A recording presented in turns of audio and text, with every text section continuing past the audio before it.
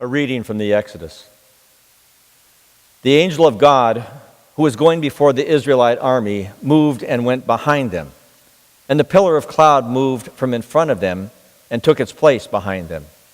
It came between the army of Egypt and the army of Israel. And so the cloud was there with a darkness, and it lit up the night. No one would come near the other all night. Then Moses stretched out his hand over the sea.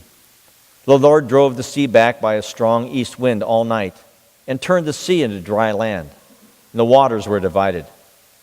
The Israelites went into the sea on dry ground, the waters forming a wall for them on their right and on their left. The Egyptians pursued and went into the sea after them, all of Pharaoh's horses, chariots, and chariot drivers. At the morning watch, the Lord in the pillar of fire and cloud looked down upon the Egyptian army and threw the Egyptian army into panic. He clogged their chariot wheels so that they turned with difficulty. The Egyptians said, "Let us flee from the Israelites, for the Lord is fighting for them against Egypt."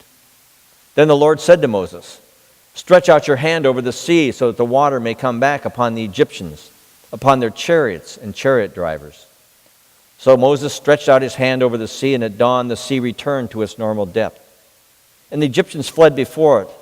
The Lord tossed the Egyptians into the sea. The waters returned and covered the chariots and the chariot drivers, the entire army of Pharaoh that had followed them into the sea. Not one of them remained. But the Israelites walked on dry ground through the sea, the waters forming a wall for them on their right and on their left. Thus the Lord saved Israel that day from the Egyptians. And Israel saw the Egyptians dead on the seashore. Israel saw the great work that the Lord did against the Egyptians. So the people feared the Lord and believed in the Lord and in his servant Moses. The journey motif is strong in the Bible and the Bible accounts. The journey motif is strong in our own lives as journeys of faith. We can all speak to different places and times in our lives as journey and as people of faith.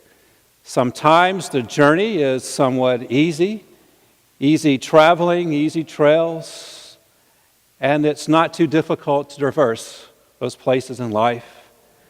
Sometimes the journey is more difficult, as if ascending a steep hill when the footing is very unsure, somewhat treacherous, and we're quite not sure where the trail may lead. But we understand journey. We also understand, too, that part of journey, that there are many stories that come out of our journeys. And sometimes we have to look at the events and the people involved to get a better understanding of those aspects of life in which we experience. I remember a story that was told to me when we had just moved to a new town when I was growing up. It goes something like this. Matthias Cochran was a wealthy landowner. He owned several hundred acres of land, in which much of it remained old-growth forest. And very often, on a certain corner of these woods, people would cut through the property because it would save a considerable amount of travel time. And from time to time, Matthias would have to go out there and clean up portions of this land from the trash and debris left by those who came into the woods on his property.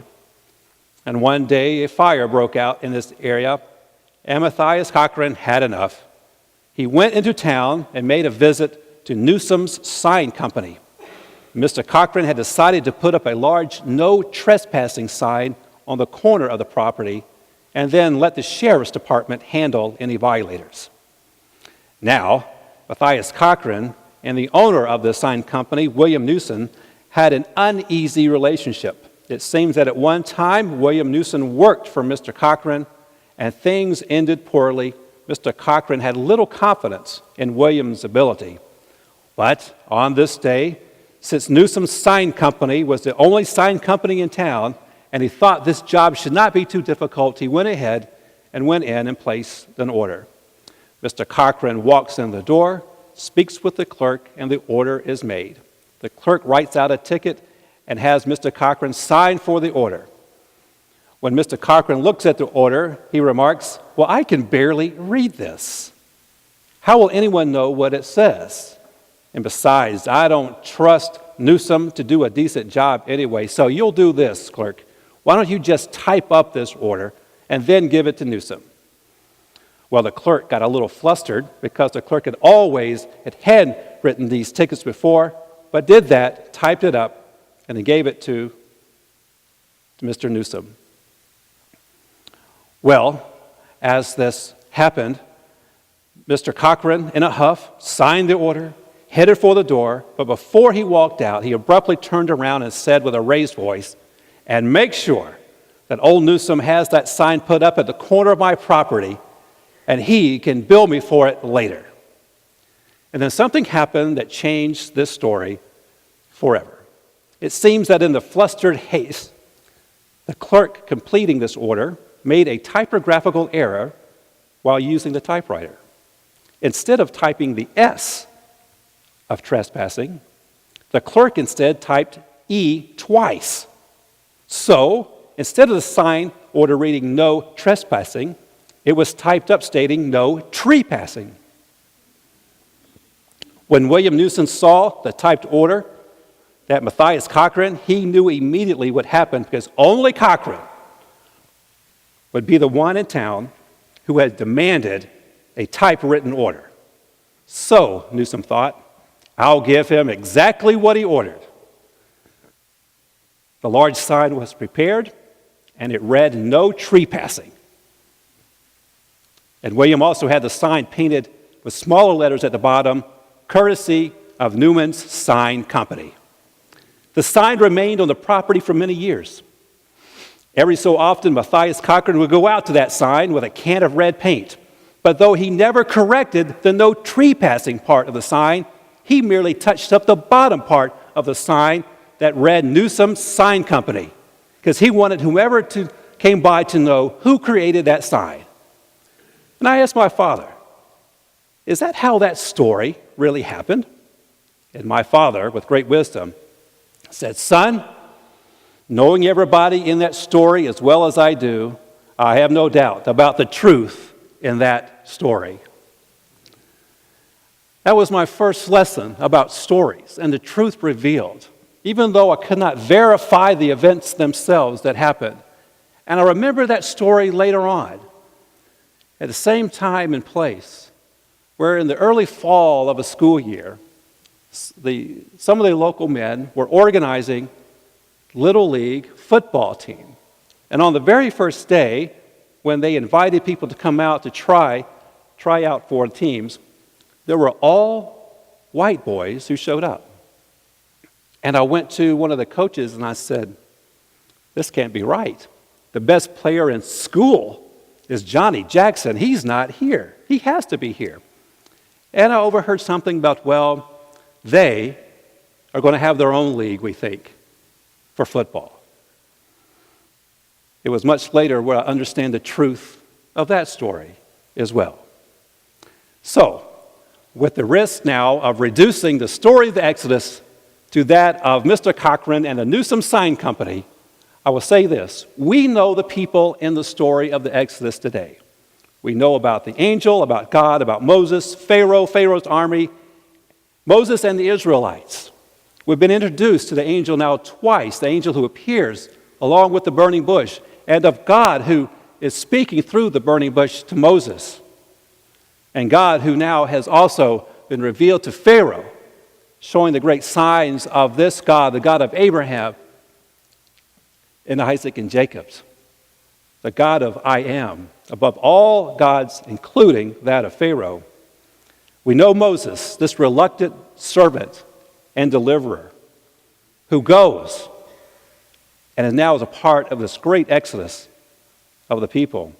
And we know the Israelites, these sometimes, well, let's say it's difficult people of trying to leave Egypt to begin with. They have already complained about life being better in Egypt than it is out here by themselves. We know the story of the people involved. And I think that is what is key to us in understanding fully what it is for this group of people to travel, to journey, not only a journey of geography, but a journey of faith and a journey of growing trust in this God and in Moses. Throughout this passage, the Lord acts and speaks and saves. God again takes up the work of creation, now on behalf of God's people. But like the cloud, this creative work also has a dark side. Beginning requires an ending. At creation, God's Spirit, this breath, the mighty wind, hovered over the deep. God created light in a place of darkness. God divided water from water, assigning each its place. God gathered together the waters of the earth so that the dry land might appear. God named them earth and sea. And God leads God's people from slavery to freedom. And God again makes light in darkness. And by a fierce wind or spirit or breath of God, rearranges the sea, reveals the land, and divides the waters. So Exodus is the road out from slavery to freedom, a new creation. God's power to create from nothing, from formlessness and void, is the same power by which God saves and transforms. It reveals a path for God's people and builds walls to protect them from the chaos and death of the sea. Yet, the crossing remains treacherous for these people. Though there is light in this new creation, there is also darkness. This passage portrays slavery's end in vivid and violent detail. Chariots, technologies of conquest, and visible signs of royal power and status become a trap for Pharaoh and his armies. How easily we are seduced by the weapons at our own hands. When God rearranges sea and land, the Egyptians think to pursue their former slaves, but as they enter between the walls of water and gaze of God creates panic among them, their chariot wheels turn out and they cannot retreat. At dawn, the waters return and the Egyptians flee. God hurls them into the water. When the Israelites have crossed to safety, they see the bodies of their former masters cast up dead upon the shore. And this story takes on at least deeper meaning for us when we realize, yes, we understand now about God and the angel and Pharaoh and the armies and Moses and the Israelites. And to echo those words, knowing everybody in that story as well as we do now, we have no doubt that there is truth in this story. Now, I cannot justify or mitigate the violence of Pharaoh's destruction or the death of the soldiers and horses, and I will not defend or explain the hardening of Pharaoh's heart that led him to choose this pursuit. But this is part of the story that is there and ever present. But perhaps we need to hear this story with different ears. We see life through our own lenses, and perhaps sometimes we hear the story between the Egyptians and the Israelites with our minds and eyes and ears and hearts of that of 21st century Americans or North Americans. And we may think, well, fighting between Israelis and Egyptians, well, that's nothing new. We've seen fights in that parts of the world for a long time. But we need to be able to see this from particular points of view other than our own. There's a foreground of the consequence of Pharaoh's grasping. It shows the end result of an economy built on forced labor, exploitation, and domination. In refusing to let God's people go, Pharaoh leads his own people to their grave.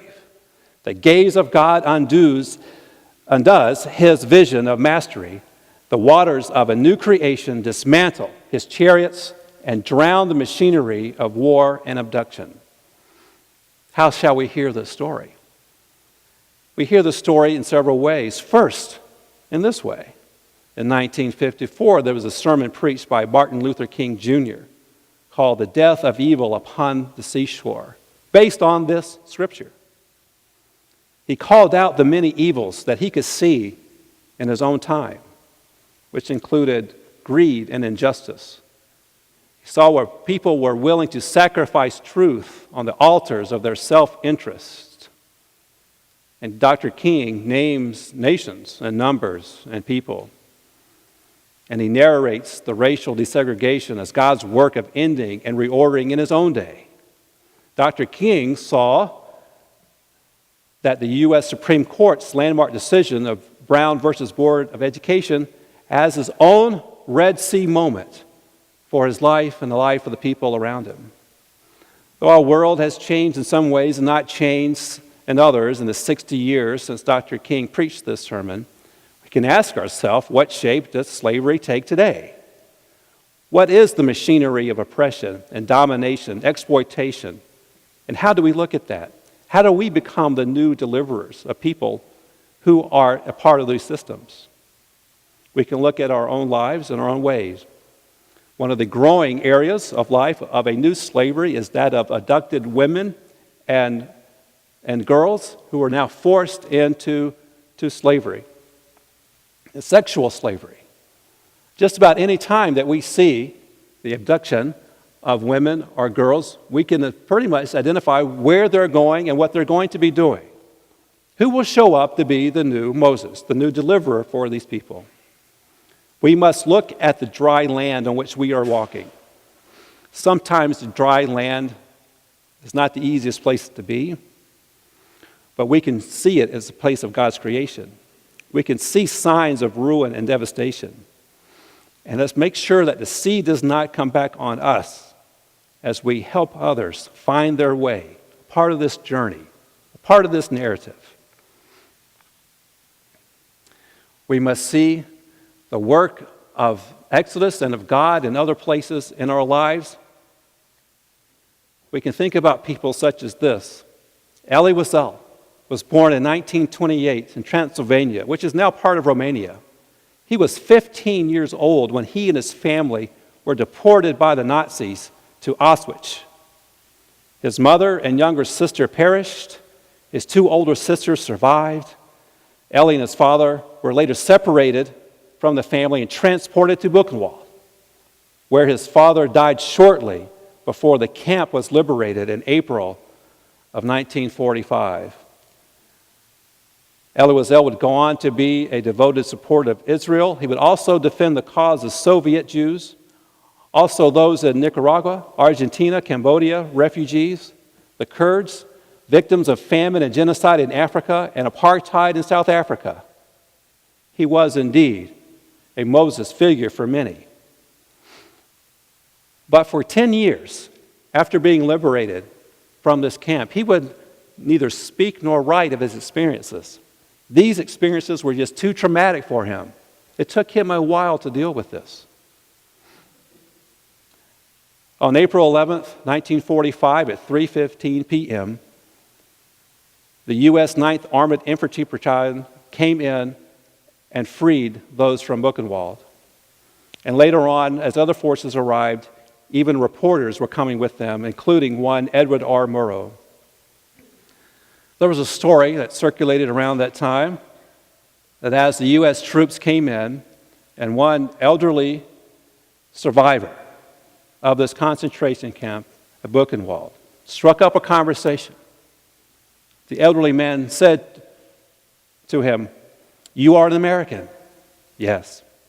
"How did you get here?" "We sailed across the Atlantic to England. Last June, we came across the English Channel with the rest of the invasion forces. We landed in France, and ever since then, we've been fighting our way here." The elderly man looks at them. "So you crossed the sea, fought the captors, and now you have freed us, just like Moses." He says, "I'm not Moses. I'm just a soldier. It's time to go. Come, walk with me. Just watch your step and keep moving forward. You'll find help along the way, and you'll make it home." Rabbi Harold Kushner writes, "We have tradition, thousands of years of insight, experience, trial, and error carried out by people of profound spiritual sensitivity and caring. We add the fruits of centuries of experience and innovation to the scriptural base of our understanding and knowledge. To draw our moral values from religious tradition and experience is to spare each generation the burden of starting from scratch. I am guided not only by the voice of my own conscience, but by the voices of the many before me, wiser and more insightful than my own. When I waver from my commitment, when I am on the verge of backing away from doing what I believe it is because it is hard, unpopular, or expensive, I need to know that my path is God's path. His path is God's path. May our path be God's path. How can we do this in a time and place in our own world? Share with you about Father Elias Shakur, the Archbishop in Galilee. He's a Palestinian Christian and an Israeli citizen, devoted his life to pursuing peace through justice between Palestinian and Israelis, Christians, Jews, and Muslims. It has been a difficult task. At one point in his life, he left Palestine for Geneva, wanting to flee war and despair. He returned because he knew he had to do something. He began by building libraries and then camps for children, and then an ambitious project of building a school in the village where no one dared to build anything. He traveled and raised money for the Mar Elias School, and it grew to have over 4,500 students from 70 villages in the region. And it led to a vision of creating the first Arab, Christian, Jewish university in Galilee. And he was told, well, Father Shakur, at the end of the day, this college must be your life's work. And he replied, no, my life's work is first and foremost Jesus Christ. I see Christ in every Muslim, in every Palestinian, in every Palestinian Christian, and in every Israeli Jew whom I meet. My life's work is to win their hearts, to bring a smile to their faces, and to wipe away at least one of their tears. This is my life's work. And so today, as we think about our lives, we think about our world, we think about our own journeys of faith, perhaps we can say to ourselves, to our church, to our world, it's time to go. Come, walk with us. Just watch your step and keep moving forward. You'll find help along the way, and you'll make it home. Amen.